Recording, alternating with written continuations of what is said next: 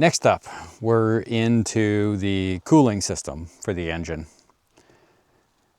On the original radiators that were built into these vans, or the aftermarket, the common aftermarket plastic ones, the scariest thing is there is a fitting right here on this little spigot that comes off the top of the radiator.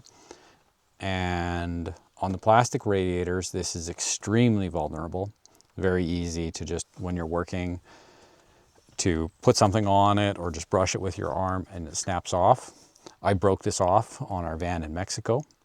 And fortunately, I know of a YouTube channel, Project Addiction, and they have a little video where they show repairing this, just drilling it out and tapping it out to 1/8 and putting in a nipple in there. And I managed to source all of that in Loreto in the Baja and get us back on the road, but scary times.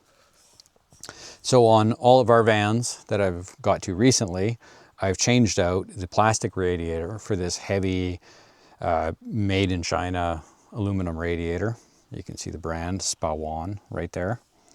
It's not perfect. I wish it had a better system for draining the coolant out the bottom, and it requires a little tweaking, a little work with a die grinder to make it fit correctly. And it's quite a bit deeper, so I have to cut some of the plastic shroud that ducts the air off the back of the radiator, but is impossible to overheat this van with this big radiator. And I also have a lot of confidence that with the plastic radiator, if this thing cracks, we're done. Whereas with a big aluminum radiator like this, it would be possible to find somebody to weld it up if we were out traveling and it gave us trouble. But so far they've been bomber. Let's take a look at the coolant expansion tank. This is really a common source of trouble on old Delicas. On many vehicles, this pressure cap will be over on the radiator, and then once the coolant is expanded, it will push extra coolant into a unpressurized little catch can for it to suck the fluid back and forth on. That's how our Toyota Yaris is. On these, this is actually pressurized. The expansion tank is pressurized.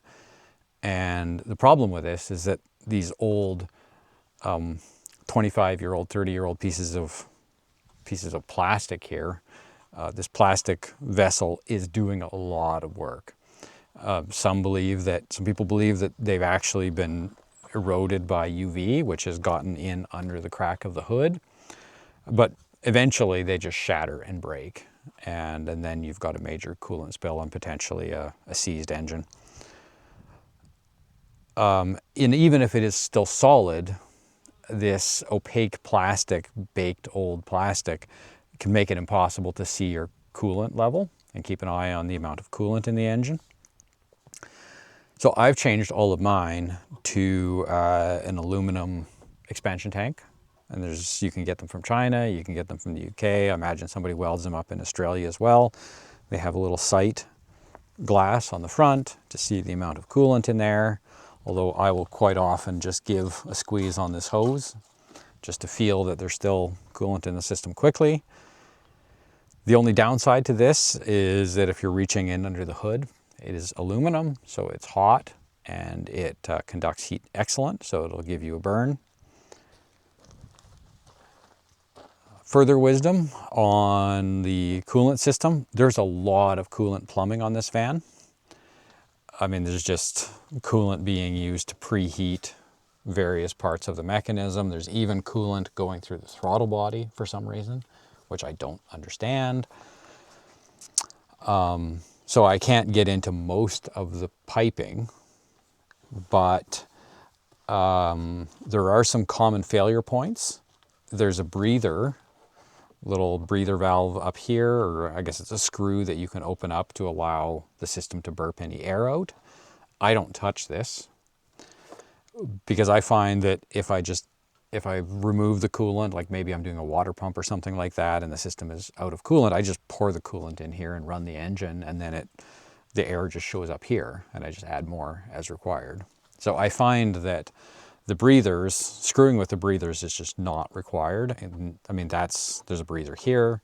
There's also a breather here. Just leave them alone, in my opinion. Not necessary. On this whole coolant distribution manifold up top here, we have 3 coolant sensors. I'm pretty sure this one is for the air conditioning. So the air conditioning computer will use this to decide if the engine's too hot to allow you to run the air conditioning. And this one is for the engine computer to know the temperature of the coolant, and which I think can be a factor for deciding whether you get overdrive or not. There's all kinds of things going on. And then finally, there's a sender right here, which is just used for your dash temperature display. There is the thermostat is just right here, easy enough to get to, but I have never seen one of these vans have a problematic thermostat. I change the thermostat every time I do a timing belt job, but in my experience, they run fine. I've never seen one fail open or closed.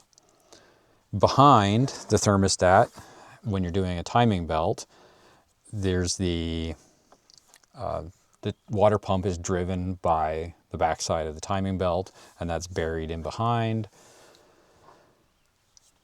It's fine.